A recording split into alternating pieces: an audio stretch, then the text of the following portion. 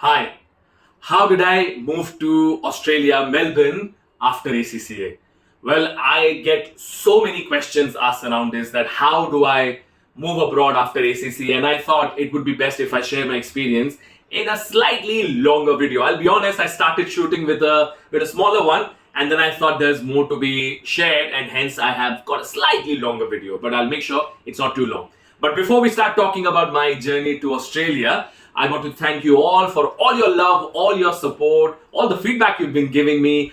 Honestly, it has been such a big motivation for me to keep coming back to you with all the insightful videos. I'm sure you will agree that I'm not selling anything here. All my videos are only and only to help you in your ACCA journey, whether these are exam tips, whether these are jobs, salaries, career, etc., etc. Right? So please do make sure that if you've not already subscribed to my channel, I would love for you to subscribe, hit the bell icon, and like always, leave a comment if there's anything else that you would like me to cover.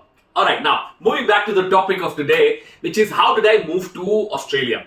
Now, I'll be honest with you, this was not part of the plan. I never really wanted to move outside India. In fact, if that was the case, I could have very well found a way to stay back in the UK when I went for my studies in London.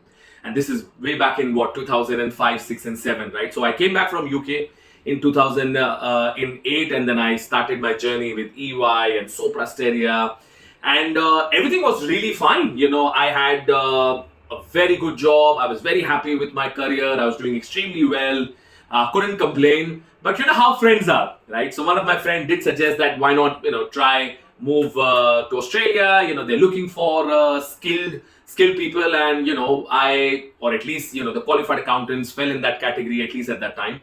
So a bit of pushing from my friend, a bit more pushing from my wife. I initiated the process. I went through an agent, and let me tell you, you don't need one, right? If you are qualified, if you are educated, if you've got your paperwork in place, honestly, you don't need an agent, right? They will charge you a bomb, and there's no point going through them. Okay, so but that's obviously, as long as you have your papers right, you know what you're doing, you are okay to spend hours on these forums. There is Expat Forum, if I recollect it correct. They are a bunch of really helpful people over there who would tell you everything, right from what documents, what needs to be put together, the bank balance, etc., etc. So it's all there. All right. So coming back, I went to an agent. I started my process, and honestly, the whole thing was so quick that when I got my visa, my permanent resident visa. By the way, it was then, and it was even today. It's a dream for so many. But when I got my PR visa, I still recollect, I was so unsure. In fact, even today, if you go to on the Expat Forum, you will find with my name post over there where I have written that got the PR, don't know if I should go, right? Because I'm a very nationalist, okay, and I do believe that there is no country better than India. Of course, you have your family, it's your country at the end of the day, and then there are so many opportunities, right? I'm just not being a nationalist ki haan bhai, dil hai Hindustani. No, I'm just saying that there are just crazy opportunities, guys. Because remember, economics padha hai na humne. Economics, what does it say? That the consumption, where the consumption is, that's where the growth is. And we are 1.4, 1.5 billion people, right? So the consumption is here, everyone's going to come here. So we are in a sweet spot with stable government, with all the policies which are pro business. I think we will continue to do really well. But anyways, I think it's not bad to go out, get some experience, get some perspective of life, right? So yes, if someone is watching this and you still want to go, yes, go out, see the world, get an experience, because I had already gotten that in the UK, so I did not fancy it so much. But nevertheless, let me come back to the process. So I applied, with all the relevant paperwork. I think it took me about 7 to 8 months for the whole thing to get done. And that's why, like I said, I was so surprised that I did my IELTS. So I did twice, by the way, IELTS. And I'll tell you, the first one I did, like anyone who speaks decent English, I thought, IELTS, it's all English. So I went in there, I'm not prepared for it. And while I got, I think it was a 6.5 or something, but 6.5 or 7 maybe, I can't recollect that now. But, my agent said that, look, you are so good, you can actually do one more attempt and you can get a much better score. And the chances of you immigrating will be so much quicker. And the fees was not like an exorbitant one.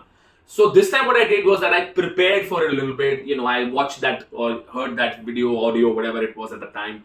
And I did, went through the whole exercise book. And this time when I went, I think I got a score of some 8, I think. right? So, and that is the highest that you need, 8.4 or something like that. I still remember my agent going, oh, we should get you to tutor some of our guys, right? But point being is that you put in some efforts, you get your IELTS scores really well, and that adds a big plus to your overall scores. Now, please, it's a huge disclaimer that I am not a visa agent. I am not your travel agent. I've got absolutely zero idea of what's happening currently, what are the requirements. I would suggest that either go to an agent, right? And I don't know the names now. I remember it used to be Y-Axis. I went to some other guy in Pune. I think it was Pillai Immigration. You can check for them, but very expensive, and I don't think that they add a lot of value. Nevertheless, coming back is that I am not qualified to advise you do what you need to do. So go through right agents, or maybe do the research yourself. There are enough blogs, enough forums out there that can help you with that. But coming back, so that IELTS score got me really good points. Then I was married, so that got me additional points. I was qualified. I got really good points. So I was an ACCA, right? So that was that. So that's ACCA is equivalent to a chartered accountancy, in Australia. So I was able to get that matching done, and in line with that, I was eligible for the skilled immigration, and yeah, I had work experience of over 5 years when I applied it. So all the things where you could get actually scores, I was getting it, and that's why I did not even have to go for some, what was it called, where you had to stay in one sponsored visa, I think it is called, or sponsored PR, wherein you have to go and live in certain states for 2-3 years, and then you're allowed to move to other famously, like Melbourne, Sydney, and all those Perth, etc. areas, right? So I did not even need to do that, because my scores were so good that I straight away applied in the open category, and I was able to get the visas. And yeah, lo behold, like I said, I did put a post as soon as I got my PR, and I was not sure, but yes, there were some people who said that if you don't go, you'll never know whether it was or it is the right thing or not. So when I went there, absolutely amazing place, such a clean city, such everything that one would dream of, whether it is nice big houses, nice clean roads, amenities, parks everywhere. I do miss those parks, right? So it's a beautiful city, right? At least Melbourne, is a I stayed very close to Monash University, so it's a very lovely place, right? But like I said, I have always been very pro India, and I have spoken about this multiple times, that I had offers from outside India multiple times, and I did not take it. Is because I feel, and I have full faith, that the kind of growth that you can see in India is nowhere possible. But yes, I do understand that you want some exposure, and yes, that's a great idea. Go out, see how things are outside India, maybe learn a thing or two, get more humble, get more grounded, right? And then come back to India with your experience, right? So I don't know how much of a help is this, but yes, if you are someone who wants to go to Australia, it's a lovely country. You can definitely try Melbourne, Sydney, Perth. These are areas where there are a lot of opportunities available. As an ACCA, I found job very quickly. Yes, it was not that I went there and at the airport people are looking for ACCAs. No, it took me about a month's time. But what did I do? And I was smart enough, maybe too Indian, I think, is that when I went there, I did not wait for the right job to come to me. I picked up a job at a call center, right? And that was in the second week itself, because I could speak okay English, I had the work permit and everything, right? So I got into a call center, but it was only 2 weeks in, and I got a job in an accounts department, right? So it is there, right? And don't please wait for that one right job and keep waiting for 9 months and 1 year or not. Take whatever jobs you can get. It is all relevant work experience, I can tell you that. Okay, so I hope you found at least some value. Please, the key point is that you don't need an agent. You can do it yourself. There are enough platforms out there who can help you.